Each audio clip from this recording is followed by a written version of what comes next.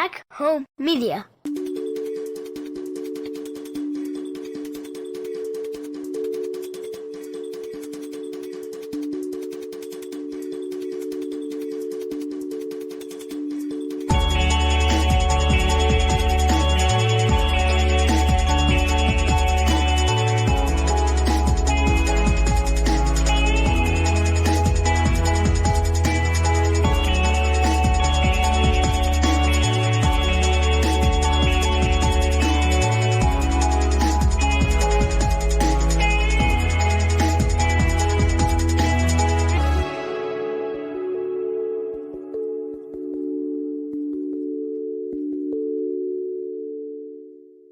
What's going on, everybody? I'm joined by my buddy here, Jeff Kelly. Now, I love how this works. Last week, I had on my buddy Chase or Jason or whatever he goes by these days, and then you listened to that interview, and you contacted us through backhomemedia.com, which thank you for doing that. That's awesome. And here we are, man. Jeff Kelly, tell us a little bit about yourself, and then we'll sort of figure out what's wrong with you, man. All right. I'm your average kid. I grew up with a lot of childhood trauma. I believe that is where my addiction probably stemmed from, large and partly. To give a little backstory, I grew up in the poor neighborhoods in the city that I grew up in, with a lot less than most people. There's a lot of violence. I took a lot of beatings from my older brother. There was no love I felt from my parents. So at a young age, I believe I started to learn to cope with things different than most other kids, which eventually turned into self-medicating for a long time with definite hard substances. And the longer it went on, the harder the substances got. Until, I had my son. He was one, and I guess the guilt and shame really started piling on from everything where I decided to reach out to my community and found some help. Got in some programs, and made a huge comeback, which is why I'm here to tell my story and hopefully inspire some hope to those who struggle today with addiction, because I know it's large in part brought on by trauma and things people don't want to talk about. So I'm just glad that I can use my voice and share my story. And if I can help a couple people, then I've done my job here. Right. So Cambridge, Ontario, Canada is where you're from. We do some things before the show, so I know a little bit about what's going on. So you grow up 45 minutes outside of Toronto. Now, I've never been to Toronto. I've never been to Canada, but I know that Toronto is essentially like your guys' New York City, meaning like that's where you go to have fun. That's where the big bright lights are. That's probably also where a lot of easy access to really negative shit is. It's probably easy to find a good time in a bad way, in a city like Toronto. What was it like growing up 45 minutes away from like a really big city like that? And did you interact with that city early on? For me, as a child, I never made it out there much due to, we didn't travel. We didn't do much as a family. There wasn't much money. My mom didn't have a car. We didn't have a house phone, those types of things. So my dad wasn't around. So I never got access to a lot of the world until I became 18 and old enough to go myself. But at that point, it was right into the party scene, ecstasy, clubbing, limos, the whole nine. It was a good experience that turned into a nightmare slowly. Right. Yeah. So your dad, how old were you when your dad takes off? My dad takes off, if I remember, when I'm 2. So I don't remember my parents together whatsoever. And then, not around through any of it, come once every couple months to pick us up for a weekend. We'd go hang out at a bar stool with a waitress while he goes and does whatever it is he does. Yeah. And that's my memory of him as a kid. As I get older, he's back in my life and things like that. But as a child, there was no father figure there for me. So largely I was missing that. Well, I'm in a similar situation. I had a stepdad. We get along great now, but he wasn't a great stepdad for me. I mean, he took care of me. He fed me, but we did not get along. But I know what it's like to have a dad leave when you're 1.5, 2 years old. Whenever I first met my real dad, I was probably like 5 or 6. And my mom's like, I want you to meet this person. And I thought it was like an uncle. I'm like, what's up, man? He's like, hi, I'm your dad. And I'm like, no, you're not, man. But then it turned out he was my dad. And very similar to your story, like for the most part, completely absent from my life, 100%. But there would be those occasional times when he would come and interact with us. I remember being just ecstatic, even though like I should have been mad at him. I remember just being ecstatic when he showed up. What was your feelings like whenever your dad would show up on that occasion? It's more disbelief that he's here, because 9 times out of 10 it was like he's coming to get us on the weekend and he doesn't show up, or something else comes up. So for me, I didn't have the same excitement that you speak of. For me, it got to a point where I didn't want to go anymore. It's whether my mom pushed on us some things I can't remember as far as like the person he was, or he's not going to be here, but definitely it was influence that he was not being the best father, and we definitely took that on. Like I didn't even want to go see him, so I would choose to stay home eventually. So you're taking beatings from your older brother. How much older is your brother?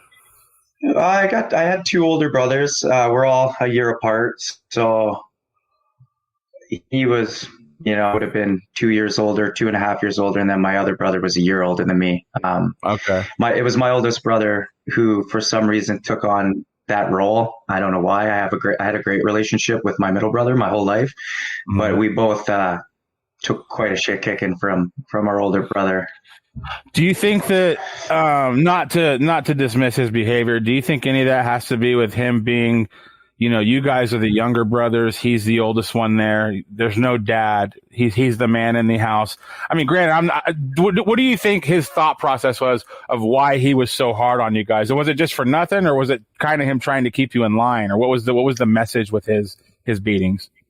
This is where I like the perspective I have now, that my life's changed, and I'm lucky enough to have compassion and empathy for others.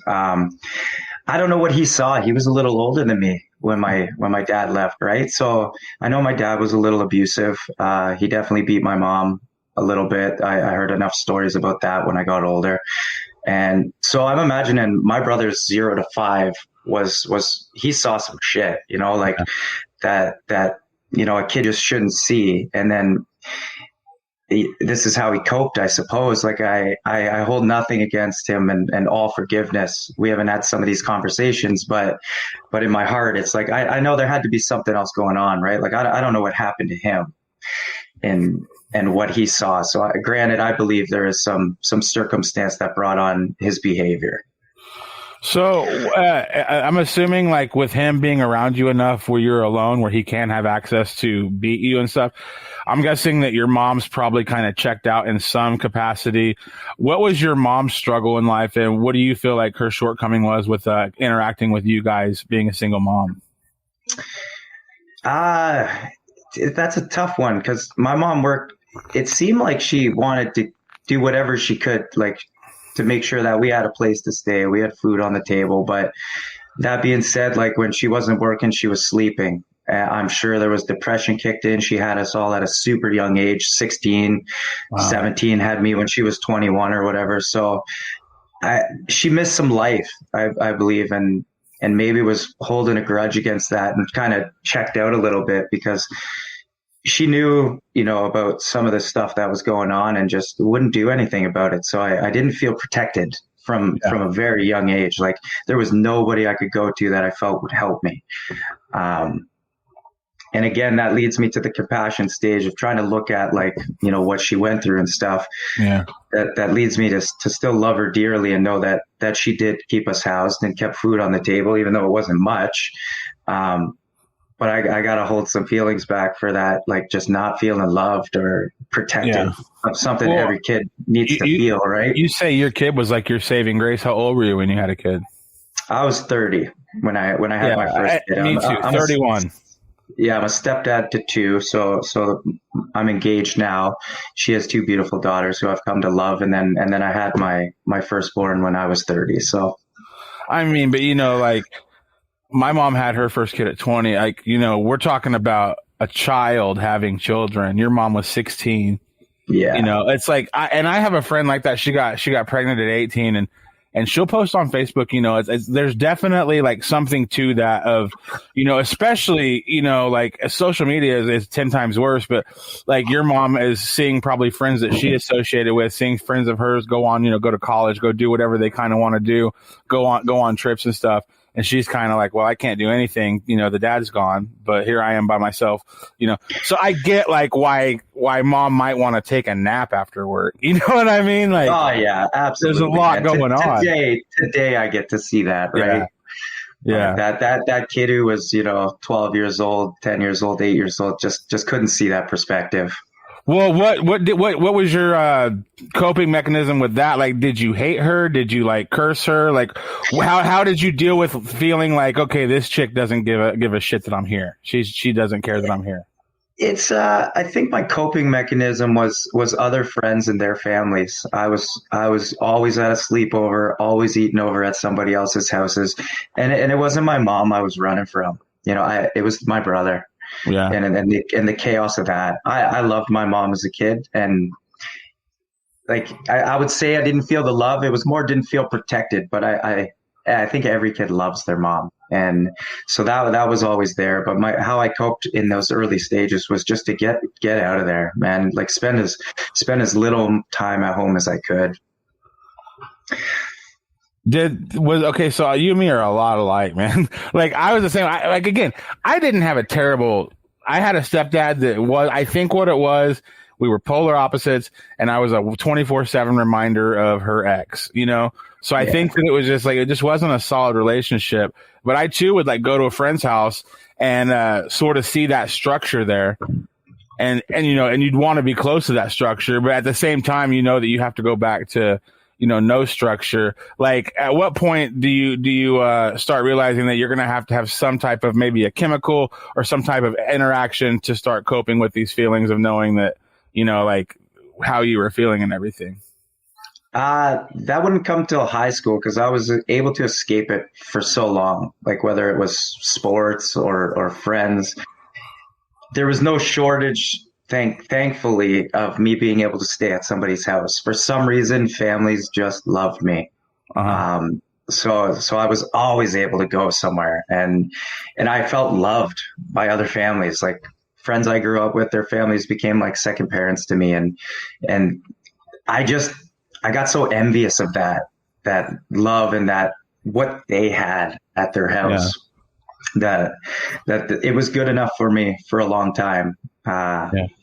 And I didn't need to use substance for a long time. I mean, I smoked my first joint when I was 12, but that was my brother, my oldest brother, smoking it with me. I smoked cigarettes when I was in grade 3, not inhaling, but just to be with my brother, if I could just get cool with him, maybe he wouldn't freak out and hit me and stuff like that. So I mean, I guess there was a little bit of substance use at a young age, but it never got out of control until I was really on my own.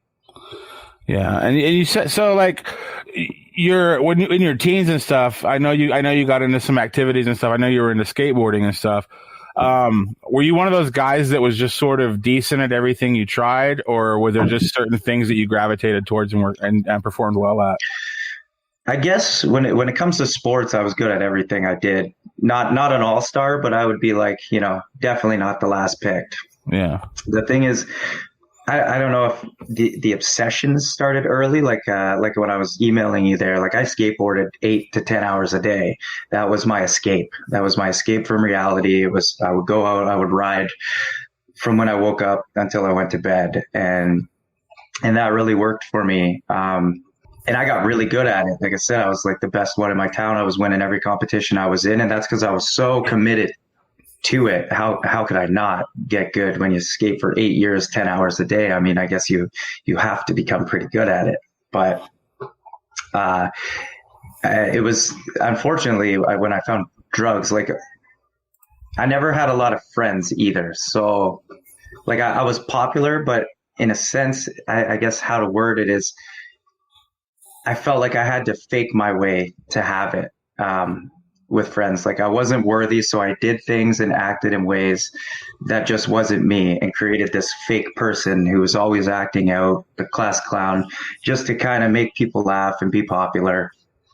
And that only worked for so long, right? I was always shy towards girls, so I never had that kind of thing going on for me for a long time. And then, so when I found drinking and partying, I found that people started to like me more.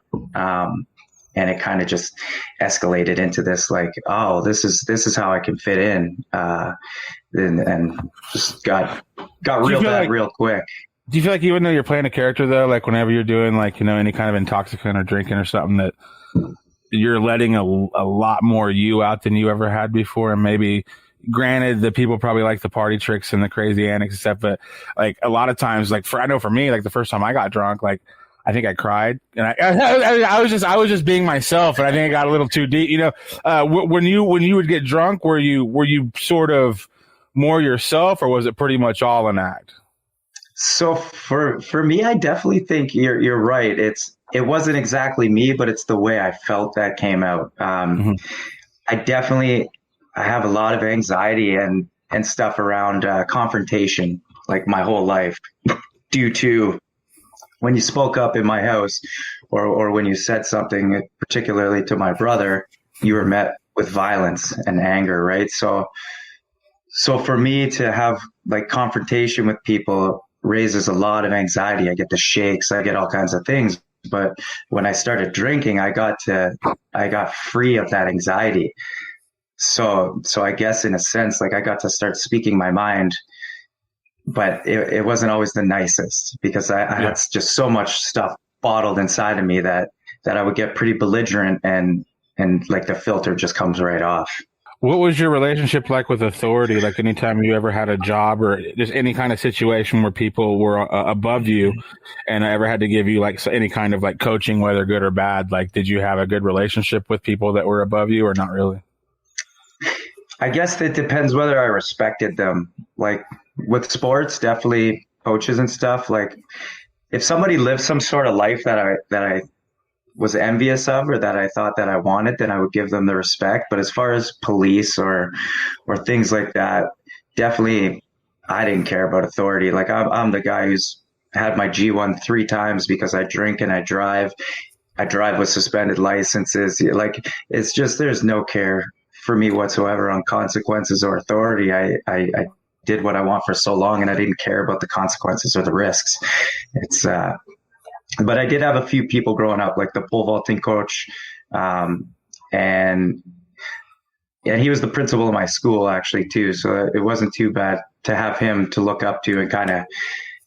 But I never gave nobody conversations. Like nobody really got an in-depth version of me because I was scared to let anybody in. So really, no authority. Like teachers, nothing. I was in the hallway. I know if you grew up in the 80s and the 90s, you know. You got sent to the hallway. I don't know if that's a thing that happens today, but I spent a lot of time in the hall, a lot of time in the office, which would later lead to a lot of time in holding cells, a lot of times in handcuffs, and just repetitive. It's like you get out, and I just didn't care. I would do it again. Is there any party that thinks that like you're doing this stuff because like when you're out in the hallway, when you're in the office, like all attention is on you, and you're somewhere where the only attention you're going to get at home is bad attention, you know? Do you feel like that this was just sort of your way of steeping the teapot of like interacting with human beings? Like, I don't know. I mean, I never got that. I didn't do that. I see kids who would just go to the hall, go to the hall, go to the hall. I'm like, what are you doing, man? Like, and it's like, it's the same thing every time. Like, what is the thought process? Like, just knowing that, I mean, first of all, what happened? Cause you go to the office. You know that for the most part, the principal is not going to hit you. They might yell at you, they might call you names. They're not going to hit you. But a lot of people, what stops them is if this goes badly in this principal's office, he's going to call my house and my dad's going to beat the shit out of me. Or like my mom's going to like take something away and beat the shit out of me. Was there any reaction to your actions? Like when the school contacted your house, like what was your driving force to keep fucking up is what I'm asking you, I guess. I suppose there was really no consequence. Like, my mom would get angry, and that meant something to me, but she wouldn't do anything. Yeah. So, and like you said, I never thought about it like as far as getting attention, but that's what kids do, I guess. When they're not getting what they need at home, they're gonna act out. And even like I say, when I get sent to the office, I'm making friends with the secretaries. I'm making friends with the teachers. The kid beside me, principal's gonna give me a little bit of trouble, but the secretaries come to love this little kid who's sitting in the office all the time, and they're compassionate towards me, and they're trying to help me out, and they're giving me something that I guess I just wasn't getting at home. When I think about it like that, even in high school, it's like I became really good friends with the secretaries, being late all the time, and they just like for some reason like felt a need to care a little bit. So I guess I got a little attached to that. Now, are you still like friends with any of these people on Facebook? Have they got to see the other side of the story at all? Or Through the people I grew up with? no, like these secretaries and stuff. Like I'm friends with a lot of like people that were like faculty back in the day. Do you like know these people at all anymore? Or? No. And it's not, I think this might happen coming up in the near future because Cambridge is like, I come from Hespeler. There's 3 parts of Cambridge and it's pretty tight knit. Axe is a small town, even though there's like almost 200,000 people in Cambridge. Hespeler is a relatively small part of it. And like, I got friends that I've had for 30 years. So it wouldn't surprise me if in my coming ventures and who I'm becoming and speaking out and trying to do things, that some of those people are going to come back in my life, and I'm sure they're going to be proud and be like, wow, I can't believe that this guy who sat in the office that whole time, made something of himself. Like for sure, I thought I was the guaranteed fuck up, right? That's what I attached to myself. That's what I thought was going to happen. But it would be nice to not show some people wrong, but just, end the stigma around some of this stuff. Yeah, man, for sure. I agree, man. So you start boozing, and I hate to spend too much time on this portion of the story because I don't want to glorify it. All at the same time, like I get it. Like I've partied, like, a lot of people went way further than I did, but I mean, I get why people party. I get why people get into drug. First of all, it's all about trying it. Like you said your thing was cocaine for, then you kind of moved into other stuff. But really, the only question I have is why'd you try it? Because we all knew what was going to happen if you liked it. You were just going to keep doing it. Like there had to be in the back of your head, like if I like this, I'm probably going to be buying quite a bit of it from now on. Yeah, absolutely. Like I seen the people that I grew up with who had already got into stuff like that. So for me, I think it was largely about fitting in, about finding a place where I felt accepted or worthy. And girls for sure had a big part to do with it in that early stage of my life at 18, whereas like I'd never really kissed a couple girls, or whatever, didn't lose my virginity till I was 18, that kind of story. So when I started getting that kind of attention, it just like, I kind of just went with it and neglected the fact that I knew that this probably wasn't going to turn out well for me. Because it progressed pretty quick. Like for some reason, I was just going longer and harder than anybody. So the signs were there. Like, so what is it about cocaine that fixed your problems for that brief period of time? Like, I'm talking about how did you start doing snorting it? I'm guessing. Yeah. So you snort that first rail. Like, what is it? What do you feel?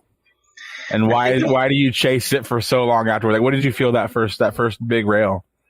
I think the first one didn't really do much for me, to be honest, if that makes sense to anybody.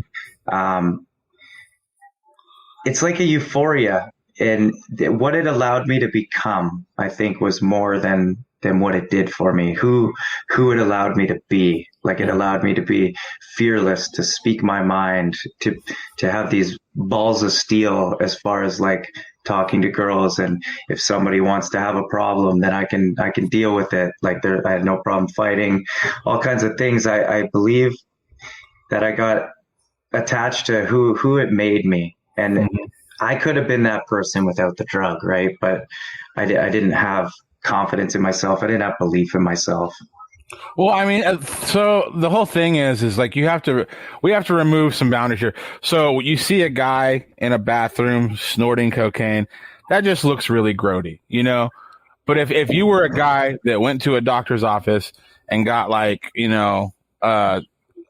basically a speed and a pill that's legally, it would be a different story. Nobody would say anything. So basically, you had basically found a performance enhancing drug that just happened to be like the no dirty, gross drug that's really bad for you. But basically, it was all about supplementing your performance in life as far as talking to people, confidence, paying attention. Because I know that it makes you sharp and alert and stuff. So it was basically you found like a way to times 10 yourself, and that was basically what you were buying that whole time, or?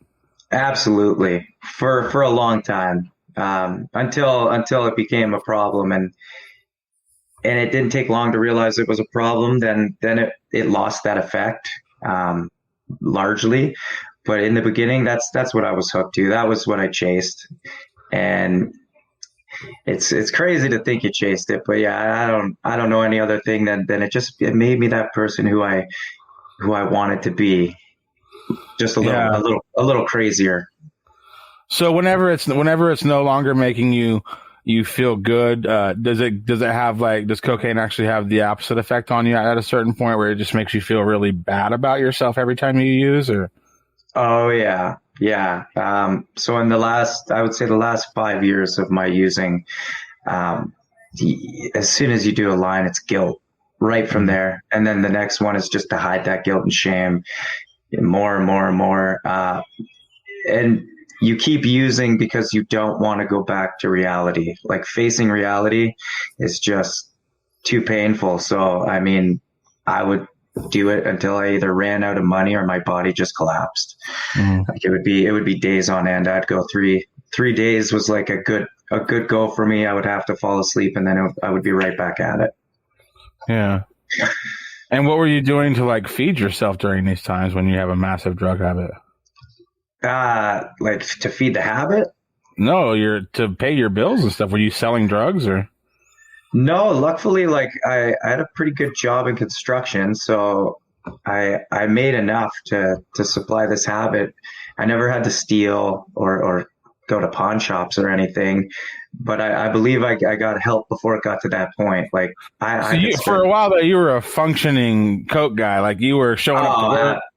100%. Like I would grab at work if I could, because there's no such thing as saving any. You can talk to anybody. There's no saving it. But so as soon as I got to work, I'm on the phone looking to get some, and yeah, fully what I would consider a functioning cocaine user. But that doesn't exist. Yeah, for sure. But like if you remove the stigma from it, like I know a lady that my ex-wife's mom, she takes extended release Adderall, and she is a superwoman. Like she's 55 years old, and she's a nurse, and like it's this, in my opinion, it's kind of the same thing. Like if you remove the whole stigma of it, like what do you think about people that can perform well? Again, we're not talking about going to an alley and buying powder from somebody. We're talking about a prescription. Like, are you completely anti-chemical these days with your sobriety, or what are your thoughts on people that do live through chemistry? So I just don't personally choose to use minor mood altering substances anymore. I smoked weed for almost a year after I got clean, and I still think that drug it makes me creative, it makes me nice, I don't have a problem with it. But in order to have the program that I wanted to have and the extra money, I just decided to go completely substance free. That being said, I don't have a problem with anybody who can handle their stuff. I don't suggest it because, unless the doctor gives it to you, man, there's too much stuff out there today that and I'm not the wrong amount, and you're done, man. You're going to drop. And I'm not advocating any street drugs. And again, I don't want anybody to ever feel like that there's something wrong with them because they choose to medicate themselves. I do think that, with Oregon and stuff, legalizing things, I see a future of people who are going to choose to use substances to get through the day, whether it's because that's how they deal with their pain. I would like to see it where you could go to a place and have a nurse help you do it. You know what I'm saying? But yeah, I am no way advocating going out and fixing yourself through chemicals that you buy from some guy you met downtown. That's not a good idea ever. Yeah. So you meet somebody, you find out you're going to be a dad, and that's sort of your coming to Jesus terms. So was it like an immediate sober up, or like how did you start tiptoeing into sobriety, and when it became to knowing you're going to be a father? So I tried to get clean in 2017. I hadn't had my kid yet, I believe. When was he born? 20. He's 3 now. Crazy, I can't even remember the year. 2018, probably. Yeah. So when he was being thought of, and just before, my relationship was going to hell, I was starting to struggle to pay the bills. Although only I knew I was struggling. Nobody else knew that I was really having a problem, and I was borrowing a lot of money off of people to keep this thing going. I guess that's another way I supplied my habit, is I had good friends to enable me with my sob stories, like, this bill's due that day, and I would get it. So that was all falling down, and I always wanted to make a change. I knew there was something wrong, and I didn't want to live this way. I was going to die. So I tried to get clean in 2017, and I just couldn't do it. I just couldn't do it. It took him being born and a year of not being there for him. Like I missed his ultrasound. I missed all the doctor's appointments. I was high at the hospital when he was born, things like that type of stuff. And that really just piled on to a point where I think I broke down, like, mentally and emotionally. It wasn't a physical breakdown, but I just had no tank left in the gas, or emotionally or mentally. Like, I was spiritless, just a broken, empty, hollow soul. And I decided to go to a detox, which is essentially where, like, I hadn't used since that day. But there was a lot of relapses. If we know the 12-step programs, I picked up a ton of white key tags, from that year until almost halfway, 3/4 of the way through 2018 or 19, when I finally went to detox and got clean in 2019. So it was like 2 years of trying to get clean with not being able to do it. But a seed was planted there. Was it like a complete severing of that, or was it a bunch of being clean for a month or two and then falling off? Or like, what was your like stamina like as far as staying clean during that rough patch? There was nothing there. It was pretty much using. No, I used getting clean as an excuse to use. Like, to get people off my back a little bit. So I was going to meetings. I think I might have strung together a week, and I picked up like 60, 90 days worth of key tags just on a complete lie, like not sober for a day of it. So there was no real effort there. I think I wanted one last go to see if I could figure out how to do this successfully and not have people, like, down my back breathing, telling me, like, calling me a bunch of names. I've been called low lives, cokehead, all the usual stuff. It hurts, but it started to really mean something to me. Like, yeah. So let me ask you this. No real amount of clean time. So I used to do Uber here in Phoenix, and I know that, like, the story you're telling, like, there's a lot of people still living that story. What is it like to try to stay clean in a society that's not clean? We have this. Everybody has this front window thing, but when I say everybody's doing drugs, I mean, we have doctors that are doing drugs. We have, everybody that's in the social ladder. We have a massive drug problem in this country. How do you stay clean, knowing that pretty much anywhere you go, you have the potential of running into somebody abusing some type of narcotic? Yeah, it's crazy. We have a saying, Yale to jail. It affects everybody, doctors, lawyers, and right down to the homeless. It was a tough thought. I mean, for the first year of it, I really had to just give up seeing a lot of people, seeing a lot of places. I did recovery pretty hard for the first year. Some people give their whole life to recovery. I gave it a solid year. I did a lot of program. I did a lot of the work on the inside that I had to do. I changed my phone number, which is a big thing they said, and I just stayed away from it. It is everywhere. So, I mean, I didn't get to do much. And I had a couple good friends who would still drink and still do my drug of choice, but they wouldn't do it around me. So I had that at least, like, I could go out and do a couple things, but really in a society like this, you really just have to keep to yourself until you got it under control, or until you figure out how you're going to be able to stay clean day to day, because the urges and everything are just crazy. I mean, fuck, somebody just pisses you off and it's a reason to go use. Everything's a trigger when you're getting clean. So there's a lot of inside work that needs to be done before you can re-enter society, so to say. Yeah. Now, whenever you go, you're doing the programs and stuff, you're saying, now, where are you at with your higher power? Like, are you somebody that just invented one, or are you somebody who grew up with faith? Where are you at on that?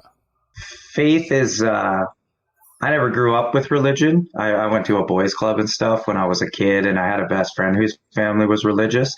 As far as Jesus Christ and stuff like that, definitely I don't believe in that sort of thing. I heard funny stories when like some people called their higher power the chair or the road or the lights in the ceiling. And I'm not really onto that level, whatever gets people what they need to do, but I placed mine in people. So I kind of followed the spiritual path of, like, my higher power is people, and it's all people. It's the good ones. It's the bad ones. It's everybody. Everybody has a chance to give me something, and it's what I take from it. So that's I lean more spirituality. Religion, I don't go to church. My brother, his kids are baptized and stuff. It's like, I didn't even really want to go to their baptisms, because it's like, I'm just not for the Jesus thing. Yeah. I know with addiction, a lot of times, and not all programs, but I know a lot of the bigger programs, like, they do want you to have some type of higher power, idea in your head, as far as, like, I guess it's just the important part is, like, the submission that that something is bigger than you, I guess, is what the whole point of that is. Or what is the point of, why is it such that you have to have a higher power? It's got to be important, because it's the first thing that when you walk into any kind of program that they throw at you is. But to me, it's faith, because you need to have faith that things are possible. And I didn't exactly know that I could get clean. So when I seen other people who had, like, got off of things like heroin or meth, and they're 5 years clean, and they have all their teeth, and they're white, and they're in a nice car, that did something to me. It gave me faith that it was possible for me. And that's why my higher power became people, because people showed me what was possible for me without me knowing it. So I think faith turns into belief, belief turns into action, action turns into trust, all of these things. So I think that's why faith is so important in a program like this, or for anybody dealing with anything. It's like, when you get so hopeless, you become faithless, and that just leads to no action, no motivation, no belief in yourself. So you need that belief and that faith to know that this is something that can work for you, and can change your life. And for me, I was able to get that. I did a lot of meetings, man. I did the 90 and 90, like they say. And I enjoyed listening to people do what I'm doing here today. Tell their story, tell what happened, how shitty it was, what happened, what they're doing now, because I got a lot of hope from that. And hope turns into faith, and then faith turns into action, in my opinion. So it's the hardest thing for people to grasp. They all come in like God, God, God, God, God, and they want to walk out of the room, but it's not what it's about. It's just about believing that this is possible for you. That's it. Faith, to me, it has nothing to do with a religious standard.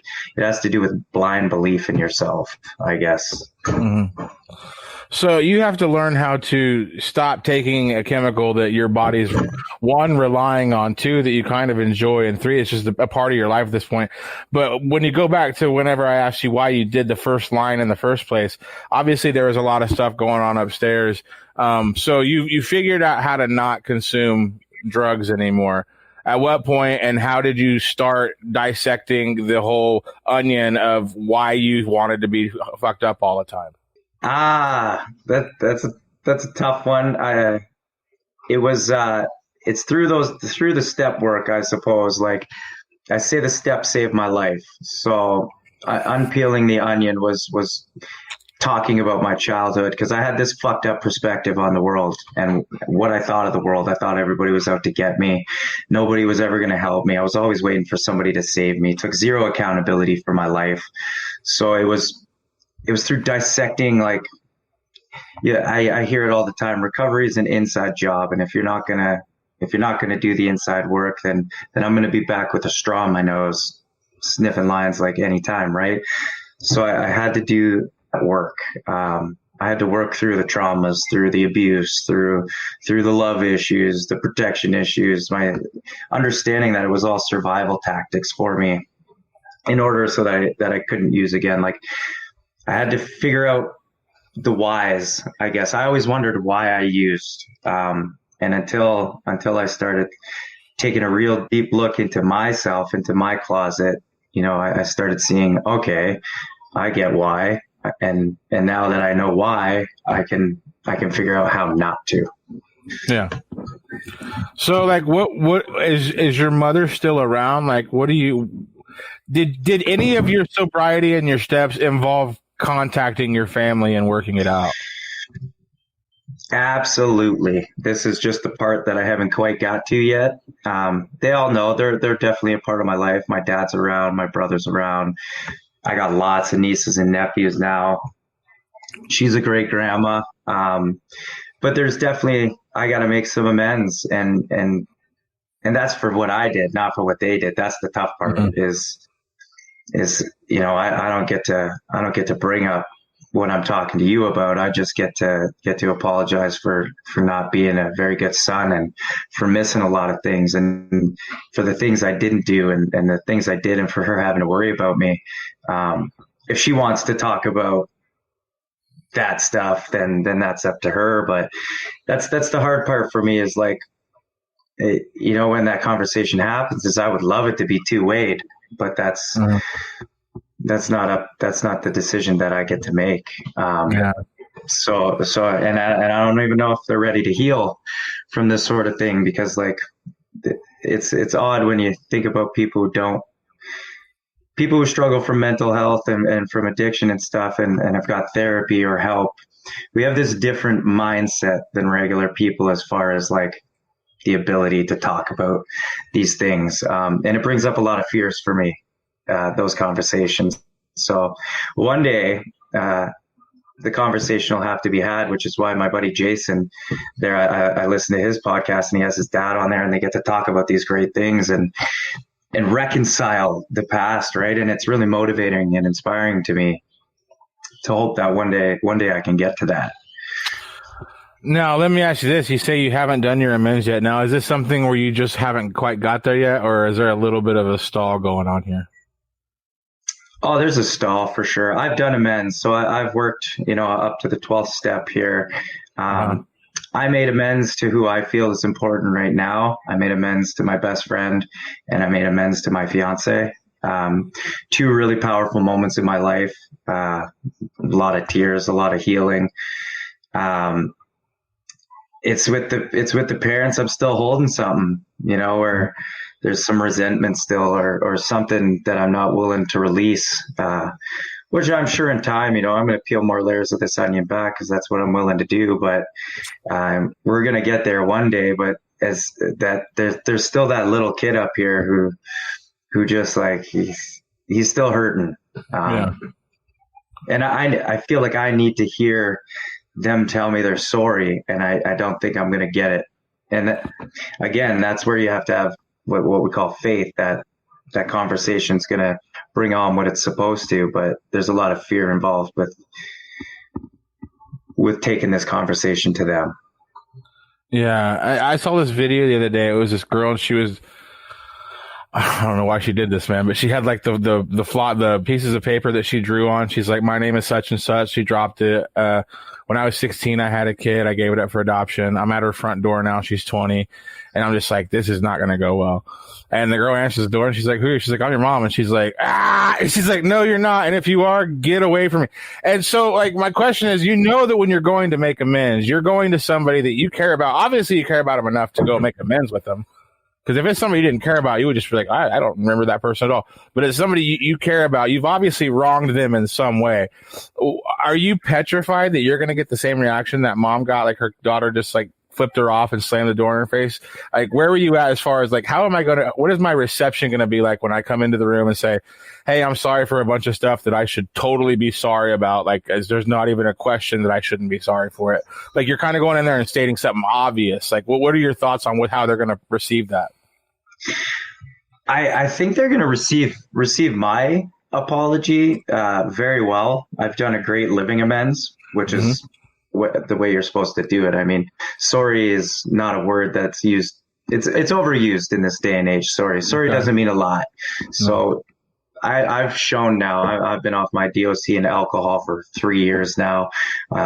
Quit smoking weed like well long time ago. So now I'm coming up on 2 years again with like zero substance. But for me, it's I guess I don't want to hurt them, man. Like, I don't think. And it's not up for me to say. I don't know what their emotional capacity is as far as like what this conversation is going to do to them. And I bet, I could ask anybody. It's probably going to be so healing and beautiful, like everybody says. But there's just a part of me. I still has so much anxiety. Like when I got to give the 11-year-old daughter shit, I get the shakes because of like my childhood has fucked me up. Like I shake when I talk to a 10-year-old and it's confrontational, which is like, there's no fear there, but that fight or flight palate nerve or whatever kicks in. So it's like, I don't know if mentally I can't do it. I get way too much anxiety and I just, it's fight or flight. So I flight and I just can't bring myself to do it. Is it a situation where you're worried like that your reaction is going to be damaging, or you're worried about how this 10-year-old who looks up to you as a father figure is going to feel about you after this conversation? Like what causes the shakiness? I get like, what are you afraid of losing in that scenario? I guess I want to be loved. If I had to think about it, like I don't want a similar relationship. I guess it's got to relate to my childhood. Like it totally has to 100% just be with the way confrontation happened with me as a kid, even though like I'm not going to hit them or anything, but maybe I'm scared that I'm going to get so angry that I'm going to, say some things or do some things that I don't want to do. I don't know. But I've talked to a therapist about this. I've talked to my sponsor about this. That's probably the biggest thing that came out of this childhood trauma is like this anxiety to the point where I can't speak my mind to people. Like a healthy debate is something that I've never had. I'm trying to learn. I think my fiance and me have been very good at kind of teaching each other how to do this, but out in the world, when it comes to people and stuff, like if things get a little heated, I mean, my anxiety goes through the roof and I'll just cave. It turns into people pleasing. Like, so I don't want to upset people. And I don't know if there's like a mental issue there where my brain thinks a 10-year-old's going to hit me or something, but I've never diagnosed it to this level. I've tried to talk to a few people, but. Well, I mean, she could hit you. I mean, granted, she could punch you and that would kind of hurt, whatever, but she could hit you with, you're not my real dad.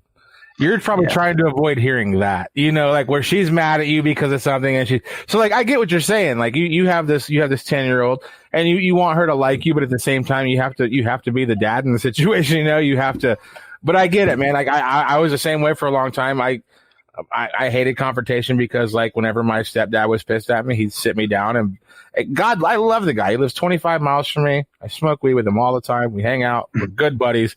But when I was a kid, like he was really good at just singling me out and making me feel terrified. It's like, so let me ask you this. You get into a relationship, so you have your child, and so I'm guessing that the mother of your child, she's probably from part of your past life in that crowd, probably, and that's probably why. What's the situation with your child's mother? I met her. I went out with my brother to a town just outside of ours, so she was around for about 5 years of my rough life. I didn't grow up with her. I met her. I always ran from my hometown thinking that's where all my issues were. So I'd move away, find the drugs, find the people. Shit would hit the fan. I would come home. I would move away. I would find the drugs, find the people. Shit would hit the fan. I would come home.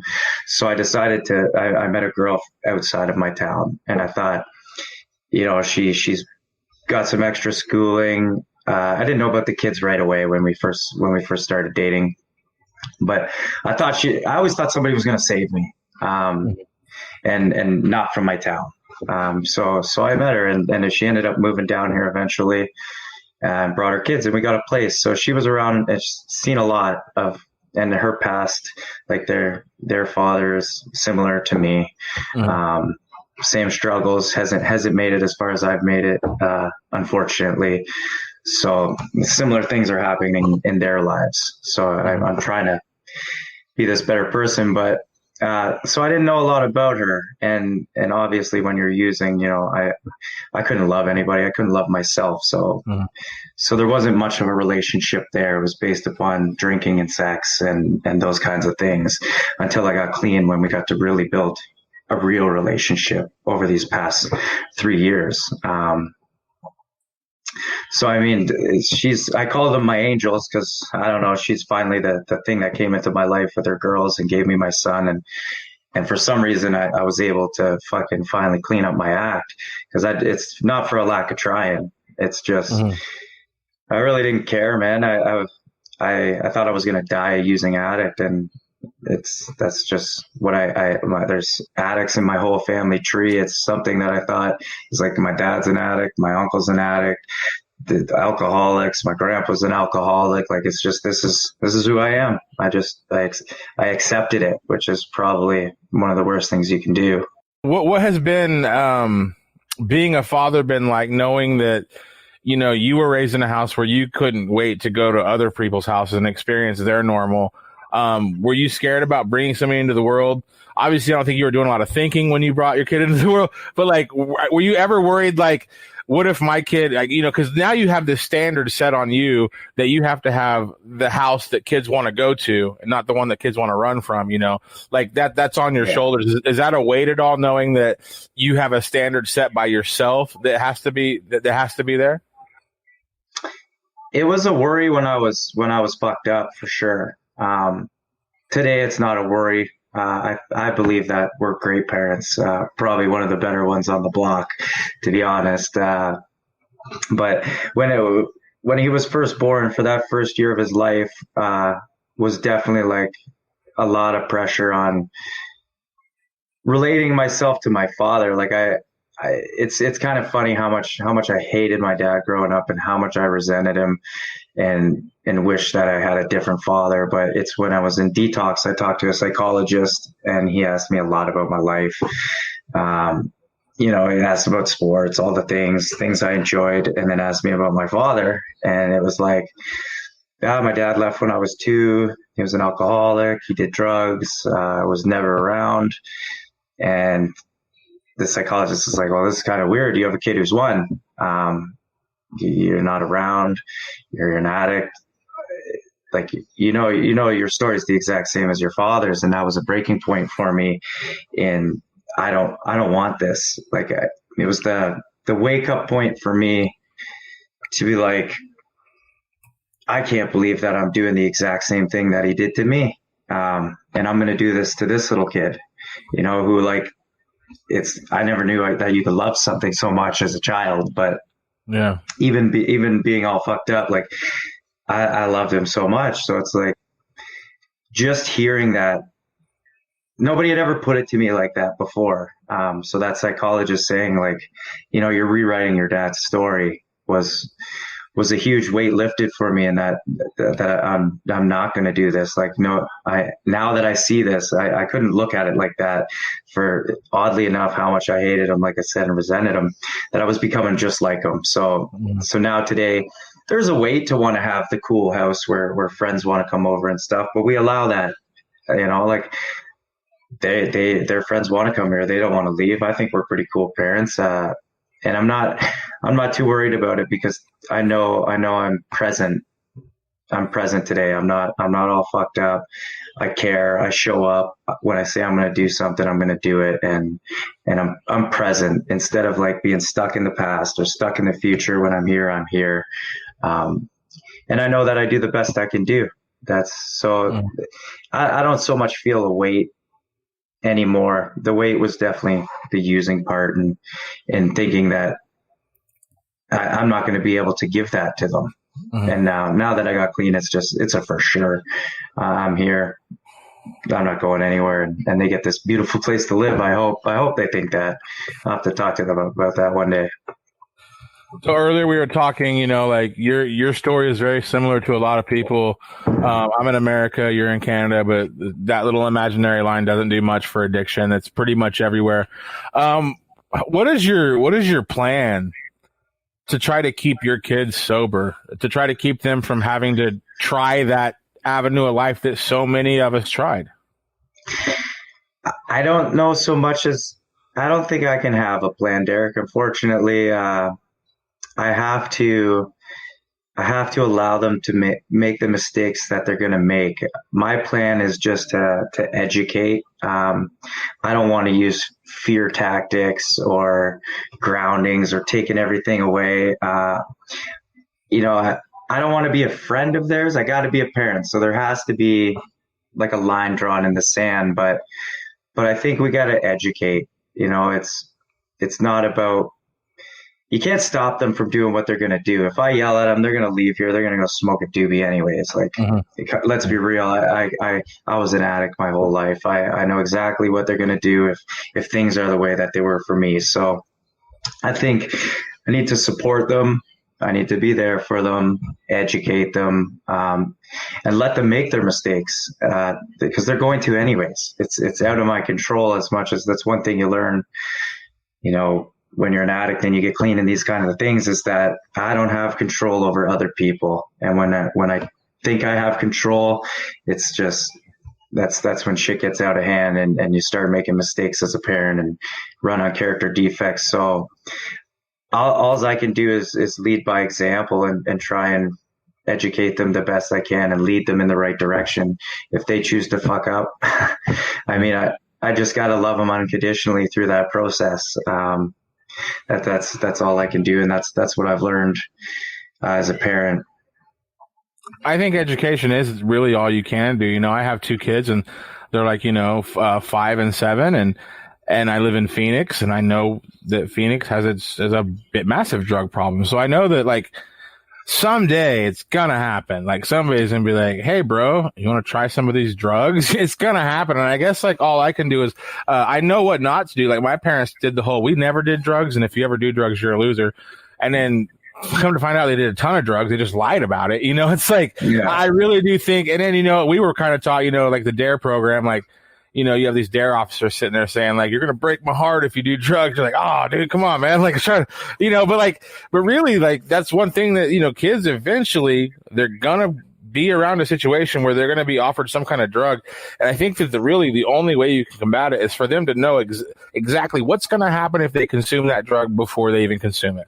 Just let them know like what drugs do, so that way they're not, like our generation, it's like, you want to do this? What's this drug do? I don't know, do it. And then you just figure out what it does. I think that education is really the only tool we have as far as keeping our youth like away from these, damaging life-ending drugs, Absolutely. It's like I look at drug education when we were in school, and what was it? It was the absolute worst case scenarios that they showed you, like, and then you would see somebody doing it, and that scenario isn't happening.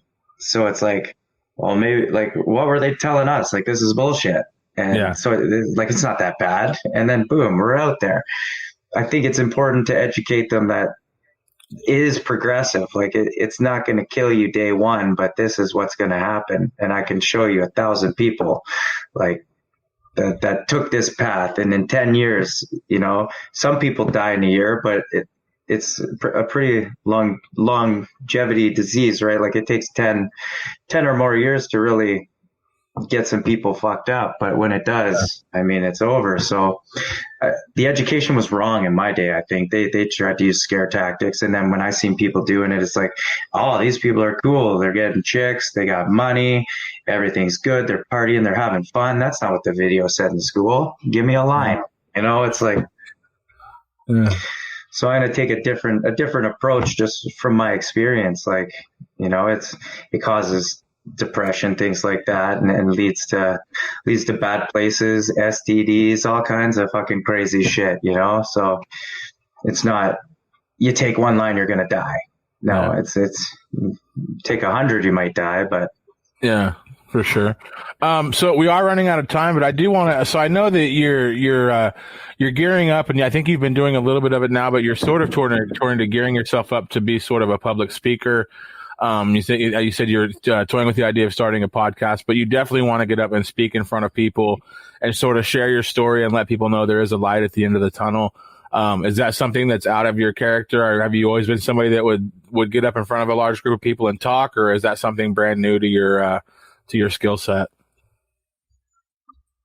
The spotlight has never been odd to me. I think that has to do a lot with the class clown and always acting out for people. It's never been out of my character. I've been in the limelight skateboarding. I was number one, came with a lot of small town fame attached to it. I would never made it to be a professional or anything, but in my town, I was a hero.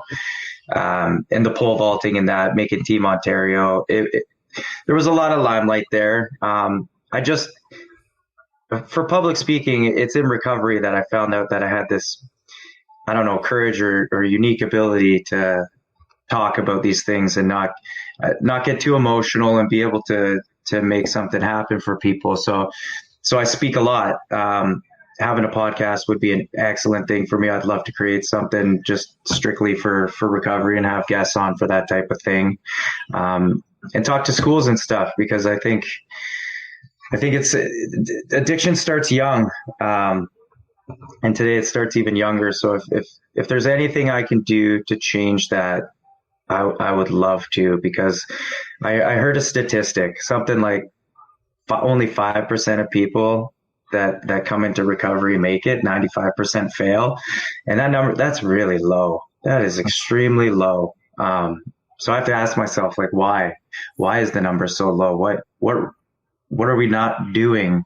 Like, what did I get that those other 95% of people didn't get? And I got hope from hearing people speak. That's where it came from me. I listened to people do exactly what I'm doing. I related to them. So that's what I'm going to go with. It seems to be a purpose that's given to me. It's fulfilling. And money can't buy you happiness. Fulfillment gives me happiness. So if I can help a couple people, then that's awesome. I started a support page on Facebook, which is going off pretty good. And like, whatever I can do to help people, it's giving back, because this thing, it kills people, man. And I don't know. I don't like seeing that.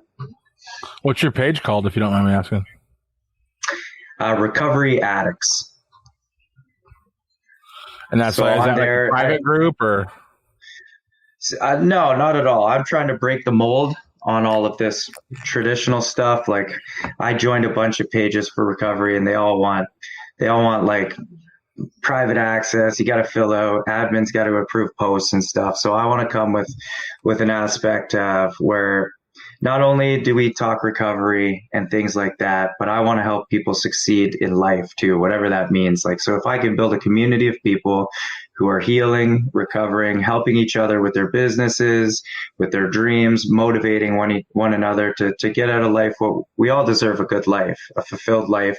So if I could create a network of people willing to help people in any way that we can, whether it's just following your business page, buying a t-shirt if you sell t-shirts, buying a candle if you make a candle, putting your stuff on my page to my people. Like we can motivate and help some people do some big things, because stress is number one to addiction as well. You know, if life's full of stress, then it makes it harder. So I want to create like not only a network to support recovery, but to support healthy lifestyle and success as well, is what we're trying to do over there.